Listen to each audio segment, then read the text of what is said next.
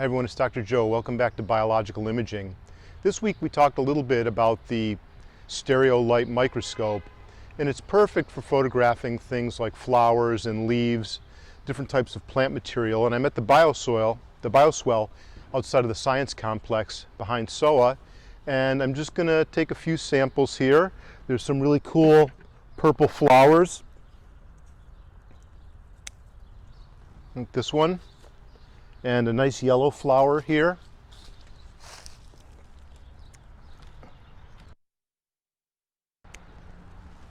There's some beautiful fall foliage. Some of the leaves that are on the ground are those that are still on the tree. And what I'd like you to do this week is collect some plant material from around campus and photograph them with the stereo light microscope. And I'd like you to submit 10 photographs at the end of the week for this project.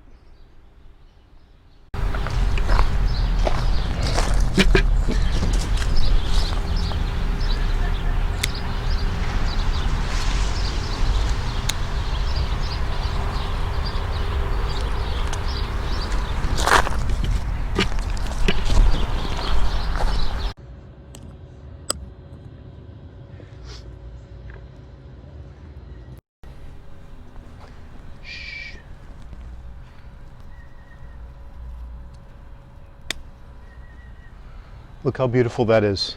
That's going to be great. Now that I've collected some plant material, I'm back at the stereo light microscope, and I've cleaned off the eyepieces with the Windex and paper towels. I've started up my computer and logged in. I've started the camera and put my SD card in the camera, and I've gotten the camera to communicate with the computer. And you can see here that my white balance is off. So I've also turned on my light source and turned the brightness up to full power.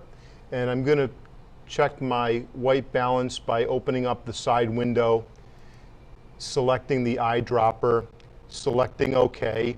And this should be white because we have a white disc in the middle of our microscope stand. And so I'm just going to click on that, and now we have proper white balance. Then I'm going to deselect the eyedropper tool and close the window as we always do. And now we have our window. I'll start with this yellow flower and just place this underneath the microscope. And then my power is zoomed down to the lowest magnification in this case. And I'm going to just focus the microscope. Now, it's all the way to the very bottom right now, so I can't focus any closer to the sample. I could adjust the microscope by holding the microscope and unscrewing this knob in the back, which will allow me to reposition the microscope closer in this particular case, or further if required, and then relocking the knob so that the camera and the microscope don't slip. But you can see that this is pretty good. It's pretty in focus. I'm going to increase the magnification just a tiny bit. That way I know that I can readjust the focus, something like that. Now, if I really want to zoom in, of course, we can double click and go into the zoom view and then try to make sure that what we want to see is sharply in focus. Something like that. And then I'm going to close the live view. I'm going to make a new folder by coming up here to the folder icon, and I'm going to call this, I'm going to go to Browse, then to Desktop and New Folder, and then I'm going to call this Joe's Flowers, Create, and Open, and OK. And now you can see we have our folder here called Joe's Flowers. So the images will be saved into that folder. So it turns out that, as I mentioned, I have my light bulb turned up as high as it can go, and my shutter speed is only 1/15 of a second. Now that might be fine because the flowers are not moving, but I also have my ISO set pretty high at 800.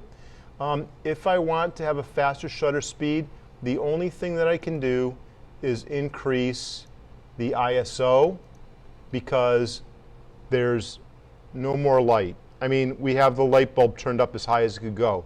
We could go get a second light source, and that would help us out, but in this case I don't have a second source, so I'm going to put it up to 3200, and our shutter speed's a little better. It's not great.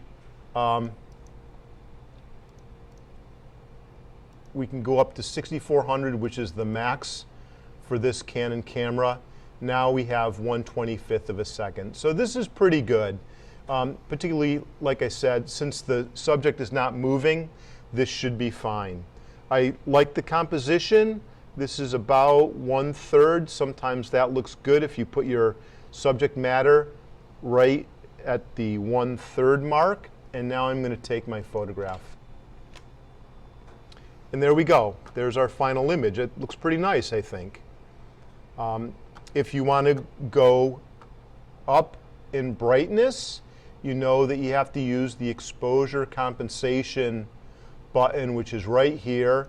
And if you double click on that and you move in the positive direction, that's 1/3 of a stop, that's 2/3 of a stop, and all the way to +1 would be 1 full stop, which would mean twice as much light.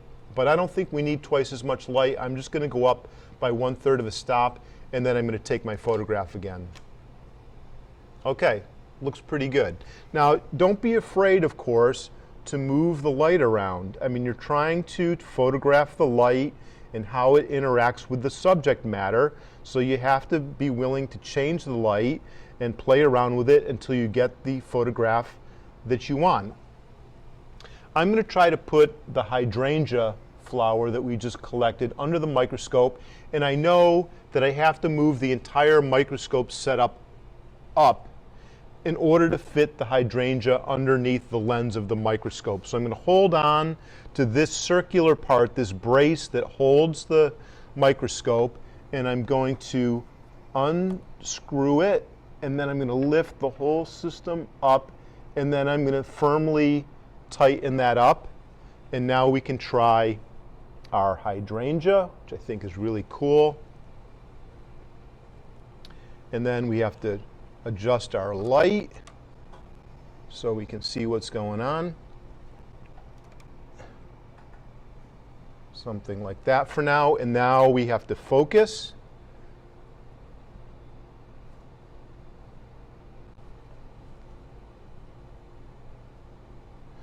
So I adjusted the microscope too far up, so I'm going to lower it down a little bit.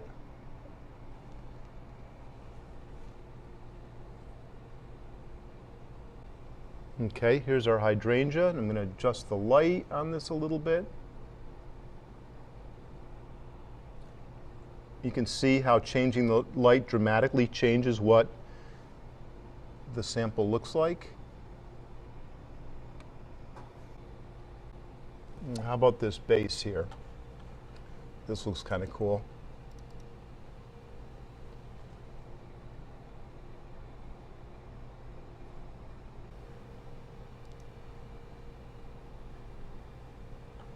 And I'll take my shot here. Okay.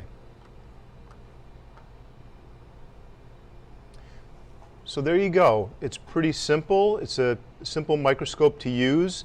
One last thing I want to show you is if you want to zoom in, then you turn this knob right here. So let's try one more sample.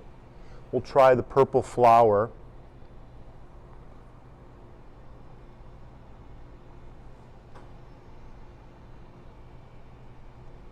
And I can flip this disc upside down if I want a black background instead of a white background.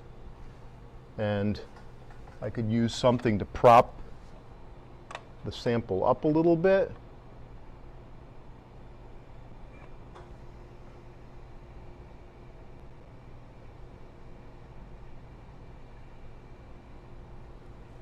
So now if I want to zoom in, I can turn this knob towards me, 2.0, 2.5, 3.2, and so on. But it's a zoom lens, so it can go anywhere from the lowest to the highest magnification.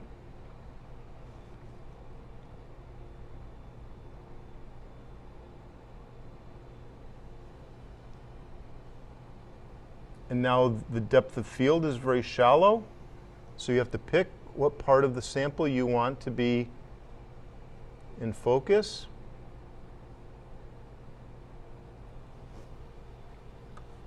I'll make this part right here the main topic.